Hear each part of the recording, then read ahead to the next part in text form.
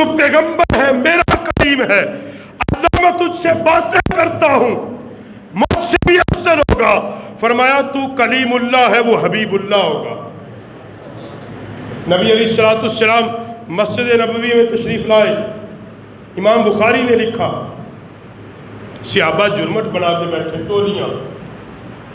ٹولیاں بنا کے مسجد نبوی میں کیا کر کے بیٹھے؟ ٹولیاں۔ ذکر کیا کر رہے ہیں؟ انبیاء کا۔ کن کا؟ انبیاء کا، نبیوں کا ذکر، نبیوں کی شان۔ آدم علیہ السلام اللہ کے برگزیدہ پیغمبر، جن سے اللہ نے نسل انسانیت بخشی۔ شیس علیہ السلام عظمت والے پیغمبر، نوح علیہ السلام عظیم مرتبت پیغمبر۔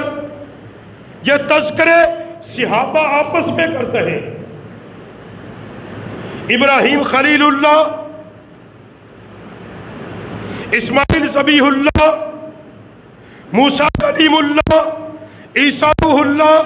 میرے نبی تشریف لائے اپنے حجرے سے نکل کے، فرمایا صحابہ کس کا ذکر کرتے ہو؟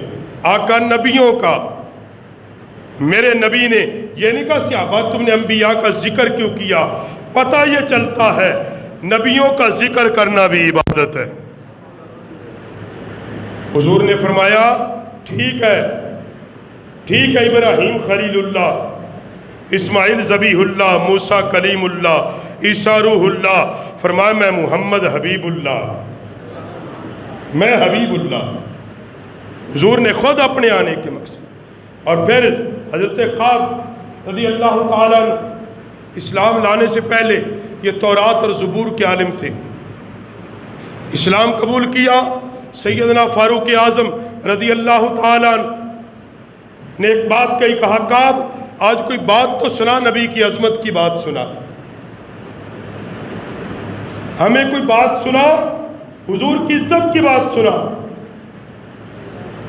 حضرت قعب پاک نے فرمایا پھر سن کہ میں نے تورات میں پڑھا، تورات میں لکھا تھا کہ ابراہیم علیہ السلام کے زمانے میں ایک پتھر جو ابراہیم علیہ السلام کو ملا، اس پتھر پہ لکھا تھا اے ابراہیم میں اللہ ہوں، میں اللہ ہوں، میرے سوا عبادت کے لائق کوئی نہیں، اور محمد اللہ کے رسول ہیں۔